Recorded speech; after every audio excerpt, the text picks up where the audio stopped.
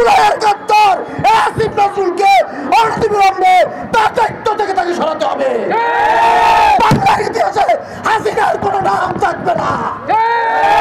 সংগ্রামী উপস্থিতি, কথায় স্পষ্ট, আমরা যদি বিচার না পাই আমরা জাতীয় পার্টিকে নিশ্চিহ্ন করে দিব, আমরা ওদের কার্যালয় ঘুরিয়ে দিব।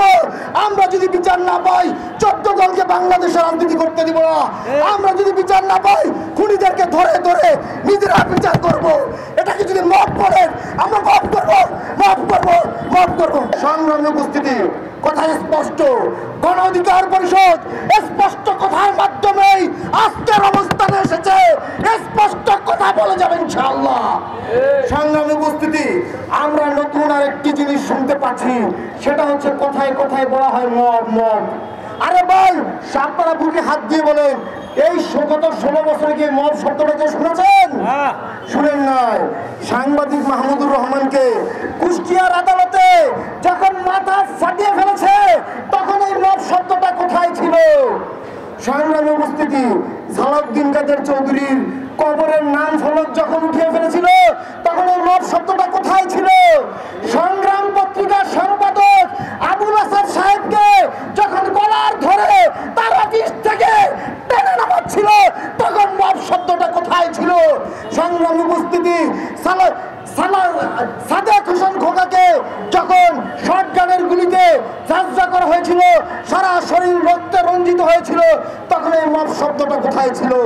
আমরা দীর্ঘ 16 বছরে মব শব্দটি শুনিনি, আমরা এখন শুনছি। এই শব্দটা বাংলাদেশে এই বর্তমানে প্রচলন শুরু করেছে প্রথম আলো সহ বেশ কয়েকটি পত্রিকা, শুধুমাত্র এই খুনিদের দোষরদেরকে বাঁচানোর জন্য, তাদেরকে বিচারের মুখোমুখি যাতে করতে না হয় এজন্যই এই মব শব্দটা তারা বাজারে ছেড়েছে। সংগ্রামী উপস্থিতি, আপনারা জানেন প্রতিটি বিপ্লবের পরে দোষীদের বিচার হয়। আপনারা জানেন রোমানিয়ার যে খুনি ছিল চাশেস্কু, এই চাশেস্কুকে বিপ্লবের পরপরই আপনারা জানেন তার বিচার হয়েছিল। তাকে প্রকাশ্যে ফায়ার স্কোয়াডে নিয়ে তাকে গুলি করে হত্যা করা হয়েছিল। এই চাশেস্কুর ইতিহাস রোমানিয়া থেকে মুছে গেছে। বাংলার ইতিহাসে হাসিনার কোনো নাম থাকবে না।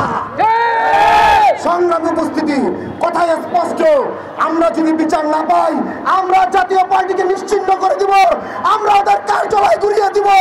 আমরা যদি বিচার না পাই 14 দলকে বাংলাদেশে রাজনীতি করতে দিব না। আমরা যদি বিচার না পাই খুনিদেরকে ধরে ধরে নিজেরা বিচার করব। এটাকে যদি মাফ করেন আমরা মাফ করবো, মাফ করবো, মাফ করবো। সবাইকে ধন্যবাদ। জাতীয় পার্টির রাস্তা না। প্রিয় উপস্থিতি, আপনারা সবাই জানেন বিপ্লবের পরে প্রতিটি রাষ্ট্রে বিপ্লবীরা ক্ষমতায় আসে, আর বাংলাদেশে বিপ্লবের পরে ক্ষমতায় এসেছে বিপ্লবের সাথে গাদ্দারি করা জাতীয় গাদ্দারেরা। সংগ্রামী উপস্থিতি, অনেকে হয়তোবা এই 24-এর বিপ্লবকে বিপ্লব বলে স্বীকার করতে চায় না। তারা বলে গণ অভ্যুত্থান। আমরা যদি এটাকে গণ অভ্যুত্থান বলে মেনেও নেই, তাহলে গণ অভ্যুত্থানের পরে আমাদের প্রয়োজন ছিল একটি জাতীয় সরকার, একটা সর্বদলীয় জাতীয় সরকার। যেই দলগুলো এই বিপ্লবে অংশগ্রহণ করেছে, এই গণ অভ্যুত্থানে অংশগ্রহণ করেছে, তাদের সমন্বয়ে একটা জাতীয় সরকার দরকার ছিল। কিন্তু সংগ্রামী উপস্থিতি, আমরা দেখতে পেয়েছি জাতীয় সরকারের পরিবর্তে একটি জাতীয় গাদ্দার সরকার প্রতিষ্ঠিত হয়েছে। এই জাতীয় গাদ্দার সরকার আপনারা দেখতে পেয়েছেন এসআই সাজ্জাদ নামের এক কুলাঙ্গারকে, এই শহীদ তাইম হত্যা মামলার আসামি এসআই সাজ্জাদ জি এসআই তাইমকে সামনে থেকে গুলি করেছে। প্রত্যেকে এই ভিডিও আপনারা দেখেছেন।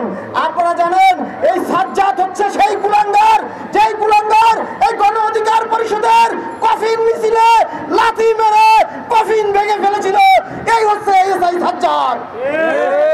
আপনারা জানেন এই এসআই সাজ্জাদকে আজকে তার ভুক্তভোগীর পরিবার, ভিকটিমের পরিবারের পক্ষ থেকে বলা হয়েছে আমরা খোঁজ নিয়েছি, কেন তাকে জামিন দেওয়া হলো, কেন মামলার আয়ু পর্যন্ত জানে না, এটার খোঁজ নিয়ে জানা গেল আইন মন্ত্রণালয় থেকে বিশেষ নির্দেশে জামিন দেওয়া হয়েছে। সংগ্রামী উপস্থিতি, আমার কথা কে পছন্দ করলো কে পছন্দ করলো না সেটা বিবেচনার বিষয় নয়।